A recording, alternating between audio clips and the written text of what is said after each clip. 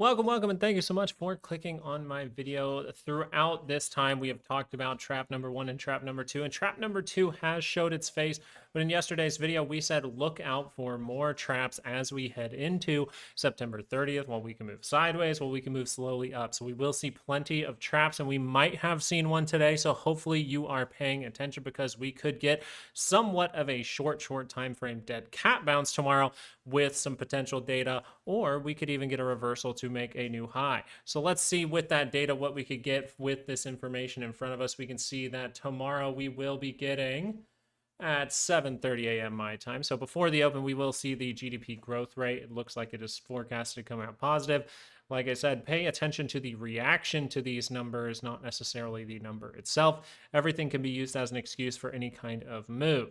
All right, now as we see, we have existing home sales at 9 a.m. So we could see a good reaction into a bad reaction, but overall, just some data coming down the line. And pay attention to your signals, because as we go into the shorter time frames, we can look at the 2 hour, we can acknowledge that we confirm that 2 hour divergence, but we still always want to be open for a trap number 3, just in case. And we will have some signals to show you today that is suggesting that the SPY could bounce with this data.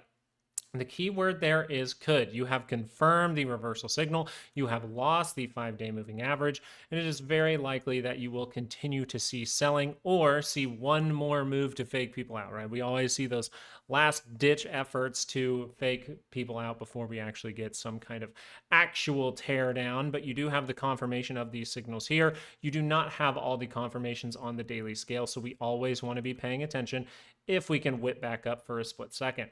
Remember that we said we could go sideways or up into September 30th. You notice that even with some price action to the downside, I am not changing my tone. My volatility play looks pretty nice though as it stands. Trimmed a little bit off, taking a little profit, doing those good trader habits. We see here daily expected moves. Those are in red. If you are new here, these are 68% zones that we calculate with the options data to get that 68% zone and a 32% chance to see something crazy. So you do have a bigger range for tomorrow. You do have 665.48 to the upside and 656.72 to the downside. Please subscribe, because we do give out these daily expected moves pretty much every single night. And if not here, then over on Patreon. But we do give you weekly expected moves for the SPY and the Qs here completely for free as well. You can get those with the purple lines on the chart in front of you. So as it stands, what can we pay attention to? What is going on, and what is the thing that is telling us we could bounce? Well, that's going to be volatility. So we are going to go over the SPY, the Qs, and then get into volatility. So make sure to stick around for that, because that is showing you a blatant signal that says, yes, we have a chance to go up to this daily expected move upside tomorrow. And volatility is actually also suggesting with today's confirmation that we need to pay attention in case the market wants to make one more new high going into Friday close. So we will be paying attention to that. What on the 30-minute do we need to be watching for? Well, we do see the 30-minute here. Let's look at the positioning of the MACD and see what's the most probable based on that positioning of the MACD. And then we're going to go through what good patterns we could create here and watch throughout the day tomorrow. We do see we are touching that monthly expected move, get a reversal signal, come right back into it. So if we go outside of this, 68% chance to close there by September 30th, but that's key. Or is it the 31st? I don't know. I don't know my dates very well, but yeah, September 30th. So if we're going to come back into September 30th, is September 30th tomorrow? No, it is not. Is September 30th in 2 days? No, it's got some time. Okay, we have a little bit of time to get into those. So you can make another move outside of this to come back in it by September 30th. Why am I mentioning that? Well, because we have a daily expected move up here. We will get to volatility in a moment to discuss, hey, volatility is showing some signals there that we posted to Patreon that you might want to be aware of for a potential bounce. And we do see that if this 30-minute would curl up, the positioning of the MACD is suggesting watch out for a what? A lower high, which we were suggesting this area, right? 664.50 is, I believe, what we said. We went up to 664.65 and saw that rip back down. We did create some shorter time frame divergences here on the 15-minute, and we created those signals for volatility. So if we are able to curl up, we would like to see that lower high. That would be very probable based on the positioning of the MACD.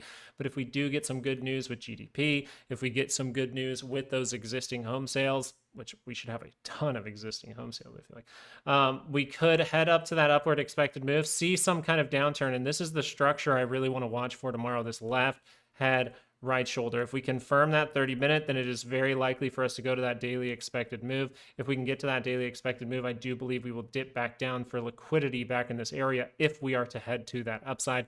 How will we know that we could head to the weekly expected move? Well, with a 2-hour confirmation in positive territory, not necessarily leaning towards that at this time, so we will take it in stride. The other scenario here is you get some kind of curl up and you fail that at some point, and you just keep the sell off going. That is truly what it looks like at this point. But if this 30-minute does curl up, you would be looking for some kind of counter trend move, some kind of lower high from the 30-minute. If it is able to break through, go relatively positive here, curl down and show this structure, I would really be watching out for some kind of head and shoulders to the upside for the SPY. Let's go over to the Qs and get you guys some critical levels. See that the Qs on the 30-minute, look at that positioning of the MACD, really deep into negative territory. So really leaning towards a what? A lower high. So what level can we pay attention to for a lower high? Well, if we're going to make some kind of lower high, we would pay attention to 692.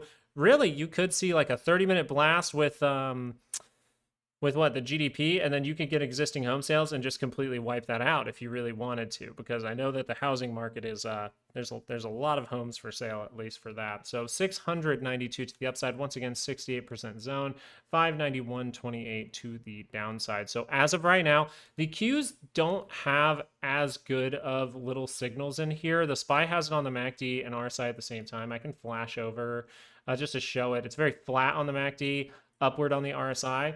But for the Qs, you're nothing on the MACD and very, very flat, if not down, for the RSI. So the Qs are more so leaning towards a lower high, and really both are leaning towards a lower high. It's just volatility that is suggesting that we could do something like this. So what you'd be looking for is the rejection at these type of levels to reverse back down. But if you see that stop in its tracks and whip back to the upside, that can mean that we are creating the structure to head higher. So watch out for that. And I'm sorry if my dog is barking. Wayla's coming over, but now let's just pop over and look at the 2-hour chart, and then we'll go look at volatility. Remember why this move could happen. Remember that the Qs were suggesting this, and if you go look at yesterday's video, you can see us point out that the Qs are confirming this, but they have no divergence on the 2-hour MACD or RSI, MACD, RSI, nothing there. So the Qs would really like to create that divergence, which means we could go up into this Friday. We could see a surge in here and then see that divergence actually created by Friday or early next week. So we might be heading into, and this is why it was mentioned yesterday, a potential for trap number 3. Now, I'm not suggesting that trap number 3 has to happen, but remember the Qs don't have 2-hour divergence. Remember the Qs don't even have daily divergence on the RSI. It's only on the MACD, so it's not the strongest signal. So this is why I want to point out volatility to you. If we look at volatility, first of all, on the daily scale, do we still think that this is going to be bad for stocks? Do we still think that volatility is going to get a big surge and create some kind of top in September? Yes. Could that top be in already? Yes, according to the SPY. But according to the Qs, we needed to pay attention for a trap number 3. We saw all the divergences for volatility. So if I'm holding like contracts for November, I'm really just chilling. I don't really hate it. And all I would be doing is watching and being like, hey, okay, maybe I need to pay attention to this 2-hour if it crosses down. Why?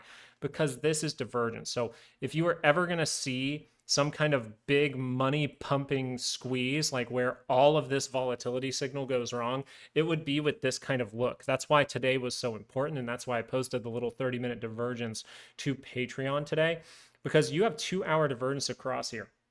You have 2-hour divergence on your MACD. You have 2-hour divergence on your RSI. This means 2 things could happen. This means that the daily could roll down and we could see a mega squeeze. We could see a moment where we just pop off and we go down towards 1212.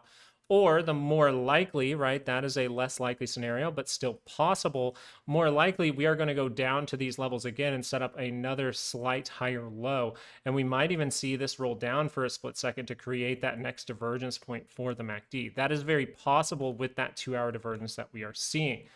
Now, we have to pay attention. You have to do your job. That's what trading is. You have to always be reacting. You have to always be paying attention to when things are changing, when the water is moving down a different way, going by a certain rock, and you want to find out, hey, is it going into the meadow?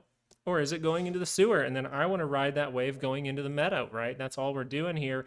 But is that 2-hour very likely to curl over? This is what we posted to Patreon. The 30-minute divergence right here suggesting that at least a 2-hour pullback can be here. So right now we just want to treat this as what? A 2-hour pullback for volatility to then make a higher low to curl up again. Okay, that is the first stage of this. But because there is divergence, if that starts to go negative and does not show any kind of reversal to the upside, but instead breaks down dramatically, that can be a big issue. So we want to be watching that carefully. So what does volatility making a 30-minute divergence say? It says, hey, we could get a 2-hour pullback as this is still positive. And what does the 2-hour divergence say? It says, hey, we can get a daily reversal. We get a daily pull down here. We get a daily move to the downside, which tells us what about the SPY? What scenarios do we need to be watching for tomorrow?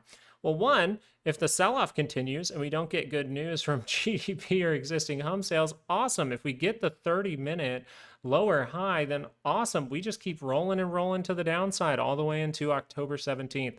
But if these volatility signals are telling us something, then we could have one more little counter trend move to potentially send us up into September 30th, where we would make a 2-hour divergence, not only a triple divergence for the SPY, but a real divergence for the Qs, which the Qs were the ones lacking it. So we had to pay attention to it. So I hope that you were able to, and I really thought about the way that I was going to talk through these type of signals before I started filming. So I really hope that you were able to put it together the way that I'm really trying to put it out there.